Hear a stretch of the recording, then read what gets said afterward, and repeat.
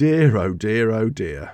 YouTube channels that will never say a bad word about any motorcycle brand, or especially Harley Davidson. Let's get into this one. I have a concern about many YouTube channels, not only in the motorcycle space, but let me just focus on the motorcycle channels for now. I have a concern that many of the channels that you watch on a regular basis are not necessarily giving you an independent view.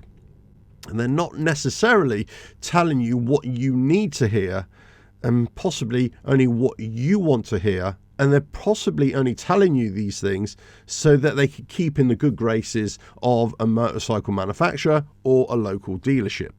Now, I've talked about this in the past, and my feelings towards any YouTube channel that's not really being 100% honest with you, or not really giving you their true opinions. Now, I have a lot of sympathy for this, because if you're trying to grow a YouTube channel, or any kind of channel, whether it's on TikTok, whether it's on Instagram, whether you're doing live streaming, it doesn't make any difference. Essentially, you're trying to get information out to your audience, and you're trying to gain favor from your audience, but you're also trying to gain favor from any company that may want to sponsor your channel, but also may want to give you products to review.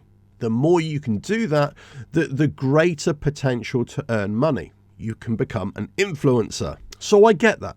That's a perfectly sound business model. But I have a question for any YouTube channel, especially in the motorcycle field, where they're just saying things are all rosy when clearly they're not. So let's just talk about YouTube channels who've been commenting on Harley Davidson motorcycles for the, let's say, last year, especially of the recent launch of 2023 on January the 18th. I was a little surprised about the negativity that I was witnessing in my own live show that was agreeing with what I was saying, the observations that I was making. But I was incredibly surprised by other YouTube channels that were being positive about the live launch. And that kind of bucked the trend of what I was hearing, what I was seeing in my own live shows, and what I was seeing on my videos, and what I was reading online as well. When I dug into some of the comments of these other YouTube videos,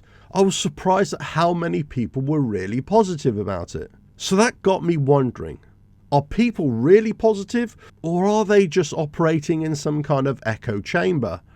And the loudest voice in the room is the person that's making the YouTube video.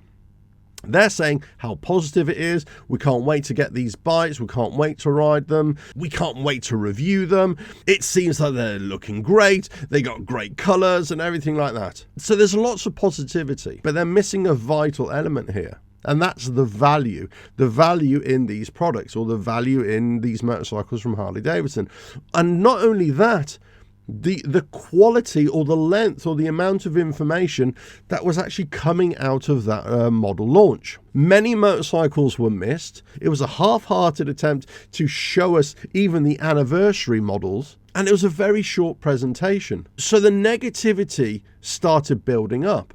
It's not all bad. It's not always all bad. But to deny or ignore any of the shortfalls is a bit of a problem for me. Now, of course, I know many YouTube channels, especially many of those in the United States, but even those around the rest of the world as well, they try to establish some kind of link, either with a local dealership or maybe even the company themselves. They try to always be positive and give a positive review, or they talk about the company in a positive way. And there's nothing wrong with that, as long as they're being honest and as long as they retain integrity. But when my audience and I are seeing that kind of launch and the shortfalls within it, and you're kind of asking questions, well, what about this? What about that? Where's that model? What happened to all these rumors that we'd heard?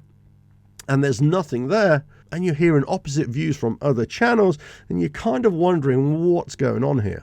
What is happening in the world where people are not seeing what you're seeing? Now, if I was a lone voice, you could point the finger at me. Of course you could. But thankfully, there are other YouTube channels and websites and social commentators, let's say, who have similar views. They are questioning what the hell was going on. What happened with this launch? What happened with the motorcycles? What happened with those prices and the designs and the colors? And what did we actually get? Now, 2023 has just started, of course, so there could be some gems yet to be seen. But to have a positive view of something that didn't deserve it, that's a little bit shameful. That is something that people need to take a long, hard look at themselves.